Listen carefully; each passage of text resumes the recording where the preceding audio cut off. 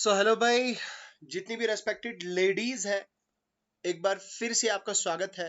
Ladies हो या gents हो, जितने भी लोग यहाँ पे आज की इस वीडियो में आए हैं, सबका तहे दिल से स्वागत करता हूँ। और आज का ये वीडियो आप लोगों के लिए काफी ज्यादा इंपॉर्टेंट होने वाला है, क्योंकि आज की इस वीडियो में हम जेकेएसएसबी फीमेल सुपरवाइजर के लिए नेशनल हेल्थ मिशन पे एमसीक्यूज डिस्कस करने जा रहे हैं। यार, ये एमसीक्यूज ना सिर्फ जेकेएसएसबी फीमेल सुपरवाइजर को टारगेट करेंगे, बल्कि ऑल ओवर इंडिया, ठीक है।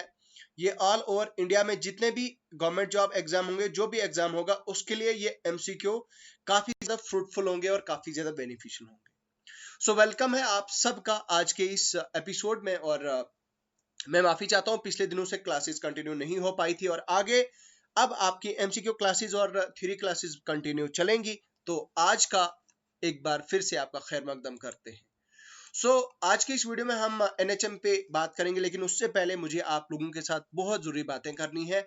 1 मिनट का समय लूंगा और आपके साथ उसके बाद हम आगे बढ़ेंगे।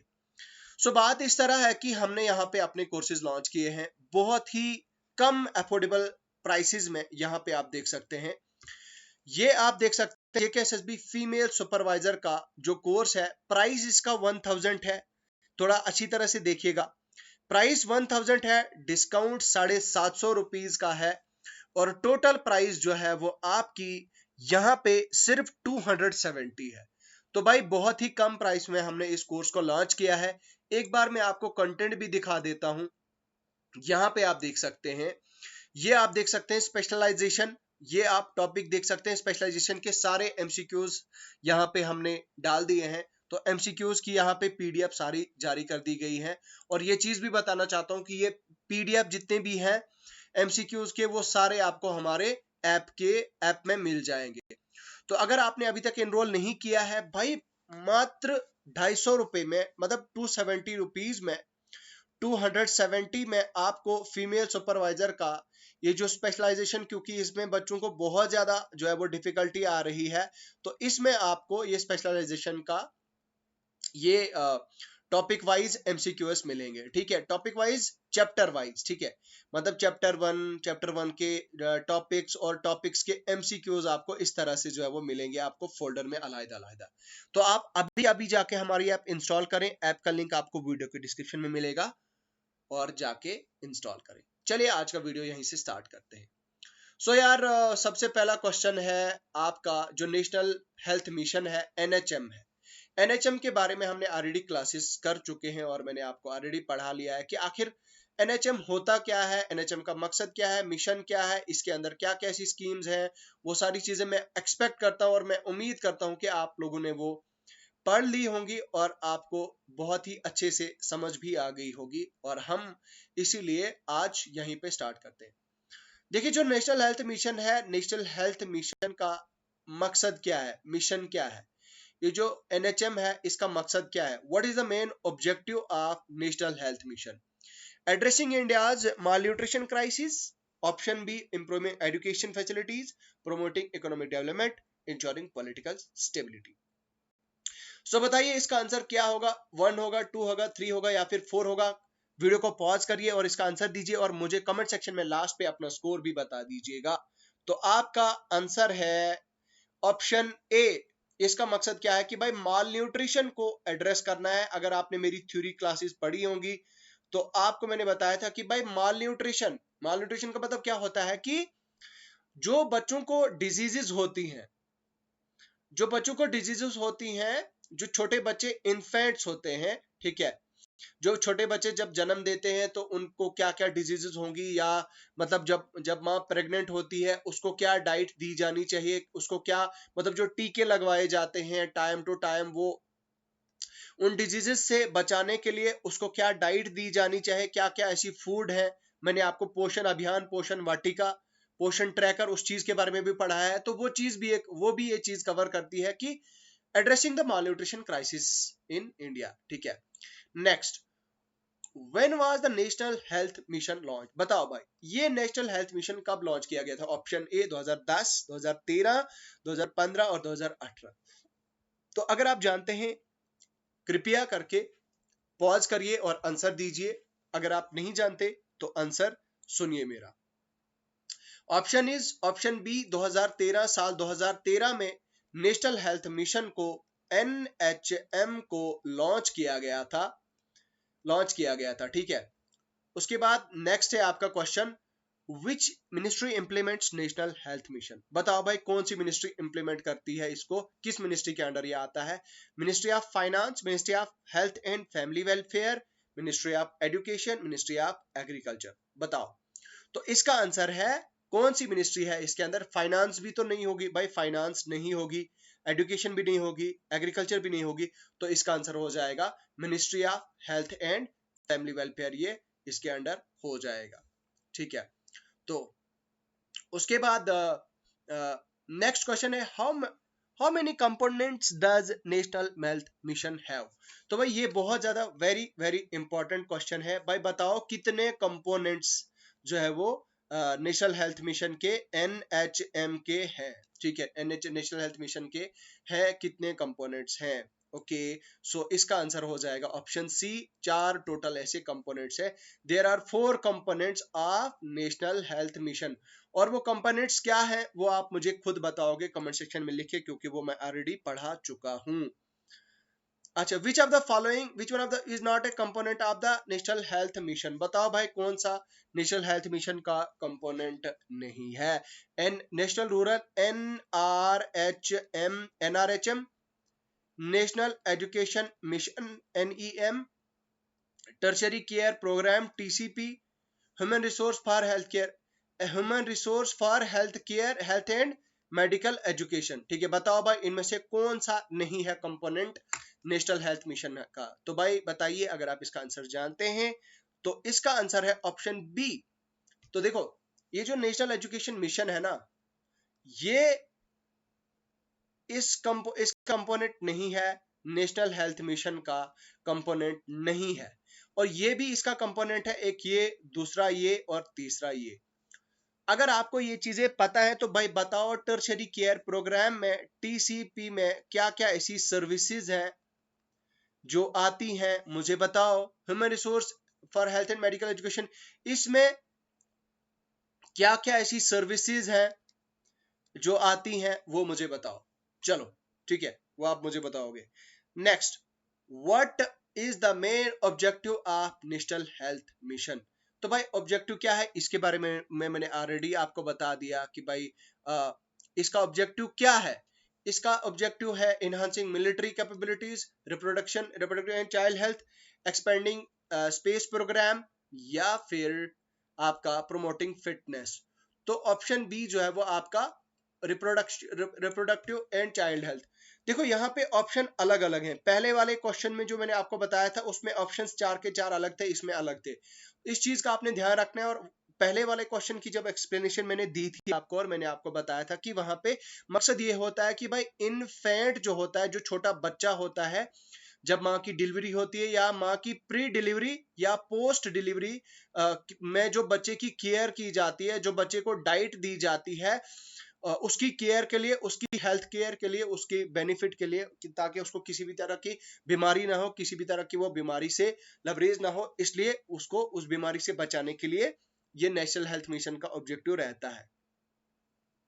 The National Health Mission aims to tackle 2 category of diseases. Which 2 category of disease? कौन सी 2 कैटेगरी की डिजीज जो है वो टैकल करता है national health mission? Genetic and environmental, communicable and non communicable, acute and chronic, viral and bacterial. बताओ भाई, very very important question. बताओ इसका आंसर अगर आपको पता है तो आप हमारे कमेंट सेक्शन में लिख के बता सकते हैं। तो आंसर क्या? ऑप्शन है B, communicable and non communicable diseases को टारगेट करना, टैकल करना, इसको टैकल करना जो है वो इसका मकसद है। देखो, कम्युनिकेबल और नॉन कम्युनिकेबल डिजीजेस क्या होते हैं?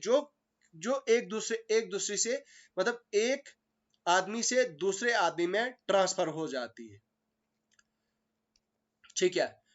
अब वायरल और बैक्टीरियल तो भाई पता है आपको कि भाई वायरल और बैक्टीरियल ऐसी होती हैं जो वायरस की वजह से होती है या बैक्टीरिया की वजह से होती है, और वो क्योरेबल होती है, ठीक है।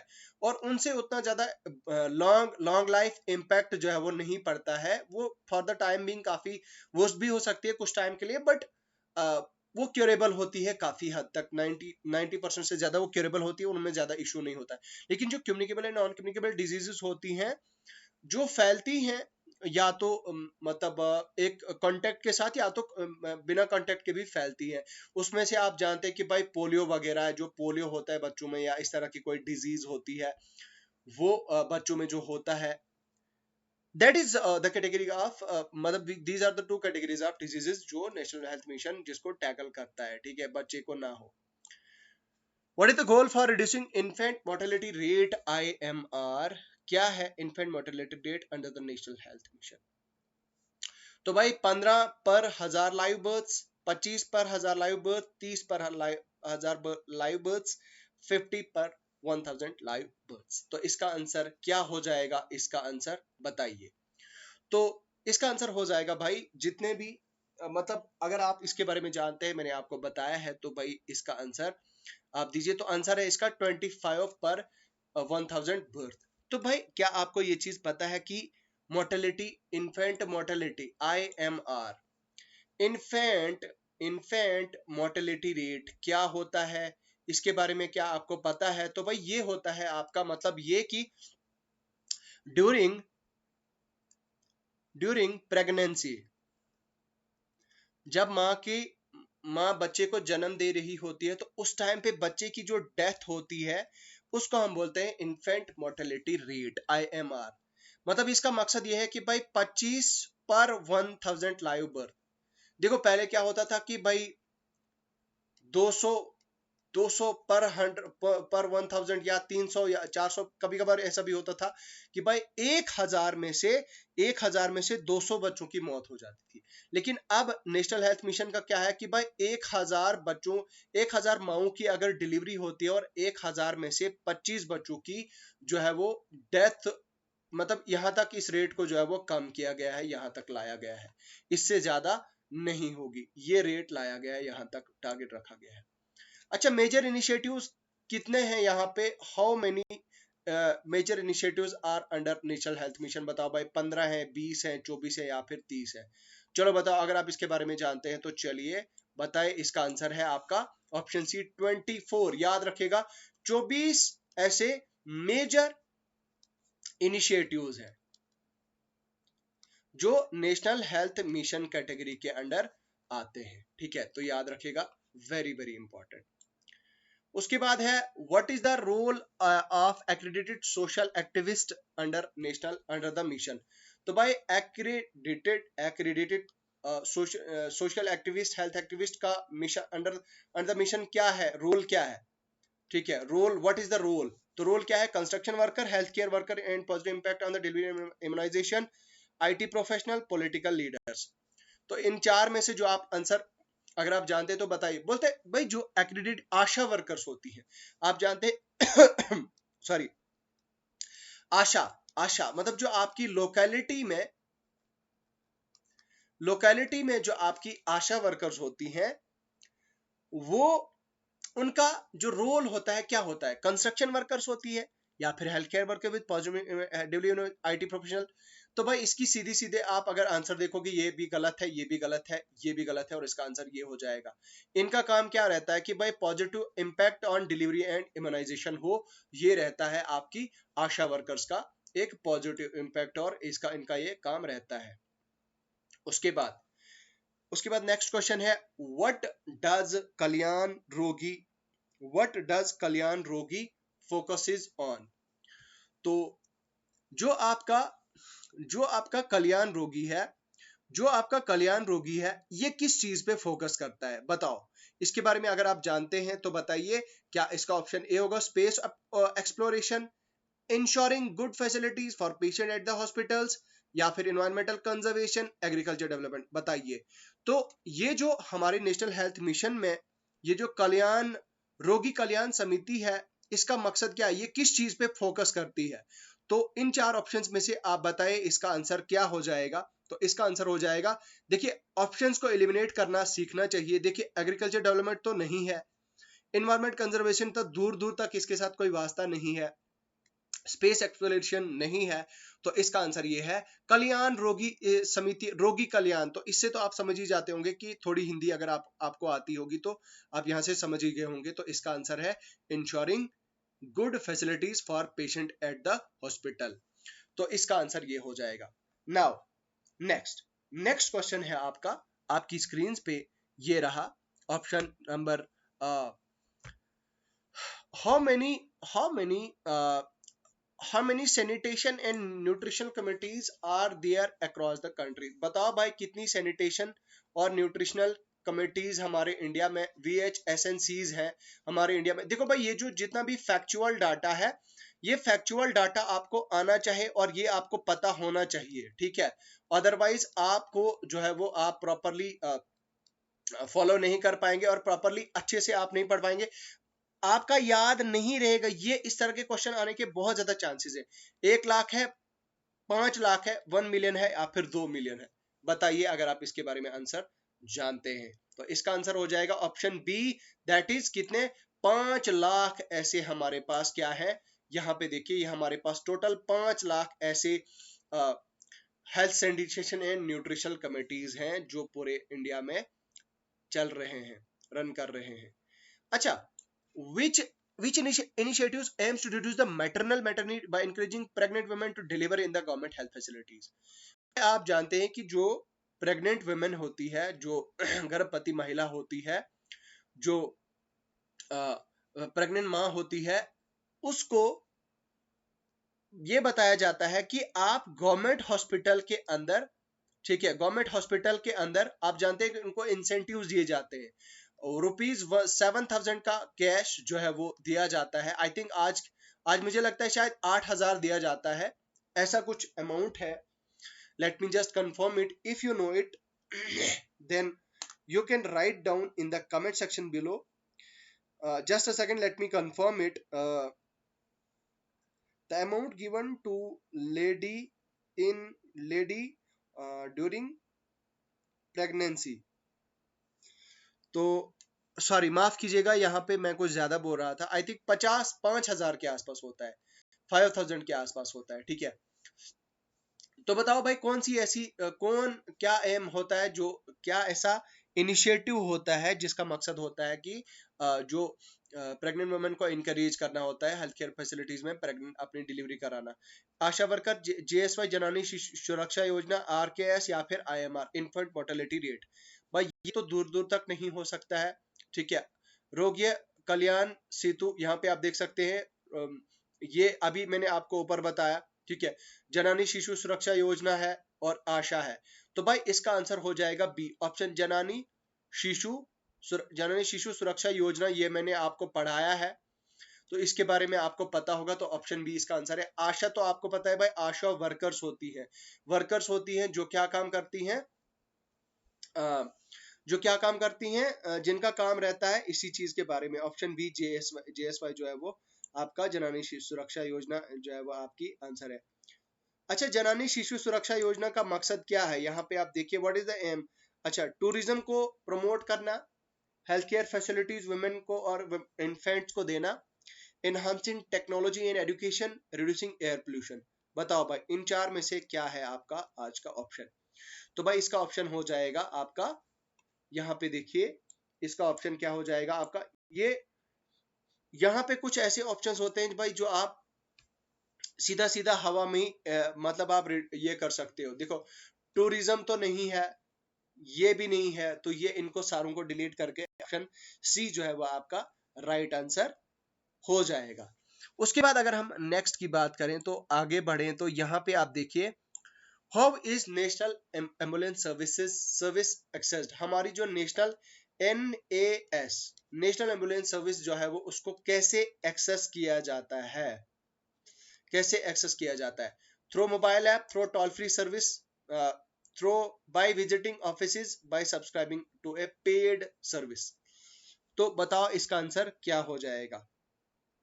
इसका आंसर हो जाएगा बाय, यहाँ पे आप देख सकते हैं गवर्नमेंट ऑफिसेज, ठीक है। गवर्नमेंट ऑफिसेज को मतलब टोल फ्री नंबर से जब आप कॉल करेंगे through a toll free service, यहाँ पे आप देख सकते हैं ऑप्शन बी जो है वो इसका आंसर है। तो टोल फ्री नंबर से जब आप इस चीज को ये देखेंगे तो यहाँ पे ये किया जाएगा, ठीक है। उसके बाद है what percentage of national health mission funds can be use to infrastructure development, कितनी परसेंटेज जो है वो इंफ्रास्ट्रक्चर डेवलपमेंट के लिए की जा सकती है नेशनल हेल्थ मिशन की, NHM कितनी परसेंट, तो 10% है, 20 है, 33 है या फिर 50 है।